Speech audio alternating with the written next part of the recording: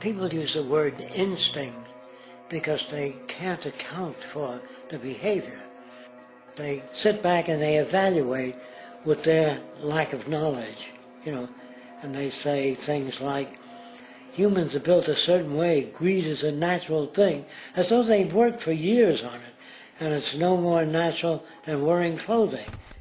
What we want to do is to eliminate the causes of the problems, eliminate the processes that produce greed and bigotry and prejudice and people taking advantage of one another and elitism, eliminating the need for prisons and welfare. We have always had these problems because we have always lived within scarcity and barter and monetary systems that produce scarcity. If you eradicate the conditions that generate what you call socially offensive behavior, it does not exist. The guy said, well, isn't that inborn?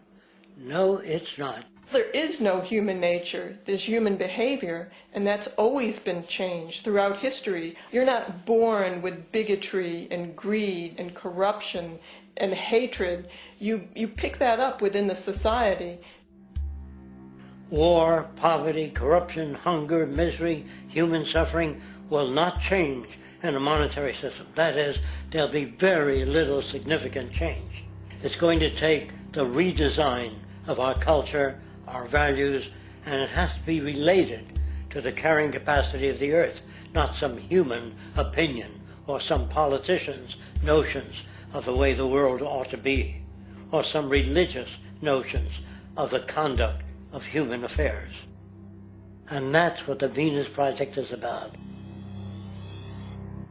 The society that we're about to talk about is a society that is free of all the old superstitions, incarceration, prisons, police, cruelty, and law. All laws will disappear, and the professions will disappear that are no longer valid, such as stockbrokers, bankers, advertising, gone forever, because it's no longer relevant. When we understand that it is technology devised by human ingenuity which frees humanity and increases our quality of life, we then realize that the most important focus we can have is on the intelligent management of the Earth's resources. For it is from these natural resources we gain the materials to continue our path of prosperity. Understanding this, we then see that money fundamentally exists as a barrier to these resources, for virtually everything has a financial cost. And why do we need money to obtain these resources? Because of real or assumed scarcity. We don't usually pay for air and tap water because it is in such high abundance, selling it would be pointless. So then, logically speaking, if resources and technologies applicable to creating everything in our societies, such as houses, cities, and transportation, were in high enough abundance, there would be no reason to sell anything. Likewise, if automation and machinery was so technologically advanced as to relieve human beings of labor, there would be no reason to have a job. And with these social aspects taken care of, there would be no reason to have money at all. So the ultimate question remains: do we on Earth have enough resources and technological understanding to create a society of such abundance that everything we have now could be available without a price tag and without the need for submission through employment? Yes, we do. We have the resources and technology to enable this at a minimum, along with the ability to raise the standard of living so high that people in the future will look back at our civilization now and gawk at how primitive and immature our society was. What the Venus Project proposes is an entirely different system that's updated to present-day knowledge. We've never given scientists the problem of how do you design a society which would eliminate boring and monotonous jobs, that would eliminate accidents in transportation, that would enable people to have a high standard of living, that would eliminate poisons in our food, that would give us other sources of energy that are clean and efficient. We can do that out there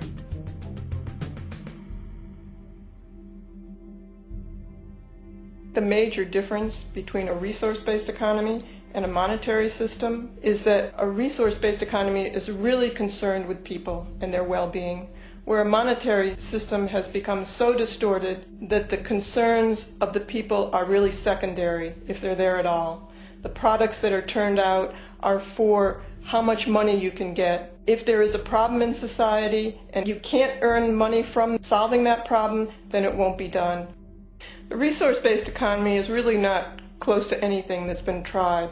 And with all our technology today, we can create abundance. It could be used to improve everyone's lifestyle. Abundance all over the world if we use our technology wisely and maintain the environment. It's a very different system, and it's very hard to talk about because the public is not that well enough informed as to the state of technology.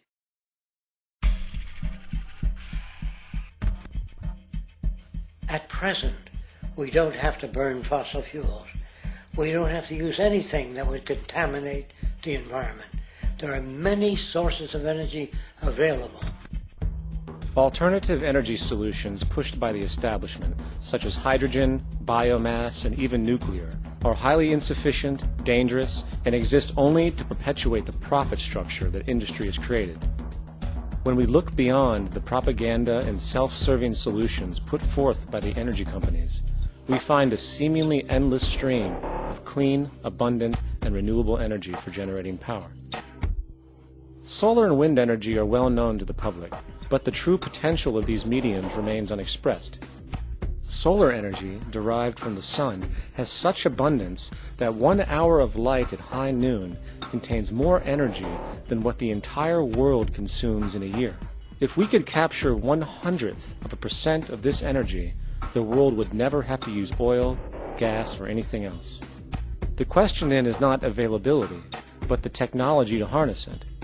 And there are many advanced mediums today which could accomplish just that, if they were not hindered by the need to compete for market share with the established energy power structures. Then there's wind energy. Wind energy has long been denounced as weak, and due to being location-driven, impractical. This is simply not true. The U.S. Department of Energy admitted in 2007 that if wind was fully harvested in just 3 of America's 50 states, it could power the entire nation.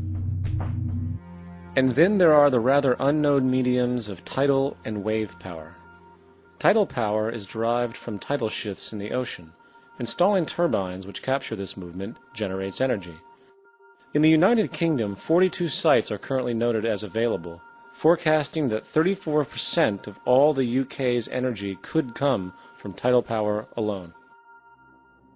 Wave power, which extracts energy from the surface motions of the ocean, is estimated to have a global potential of up to 80,000 terawatt-hours a year. This means 50% of the entire planet's energy usage could be produced from this medium alone. Now, it is important to point out that tidal, wave, solar, and wind power requires virtually no preliminary energy to harness, unlike coal, oil, gas, biomass, hydrogen, and all the others. In combination, these 4 mediums alone, if efficiently harnessed through technology, could power the world forever. That being said, there happens to be another form of clean, renewable energy which trumps them all: geothermal power. Geothermal energy utilizes what is called heat mining, which, through a simple process using water, is able to generate massive amounts of clean energy.